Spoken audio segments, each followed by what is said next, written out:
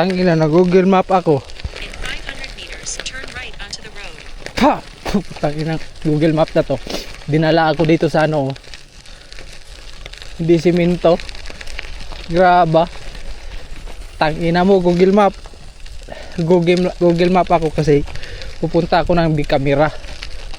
Sayang nandito naman ako. Kaso putang inang Google Map na to. Dinaan ako sa ano. Ayo. Graba. Bike natin, road bike. Gago talaga Google Map na to. Ayun oh. Na Google Map ako kasi pupunta ako ng big camera. Nandito na ako sa Kashima.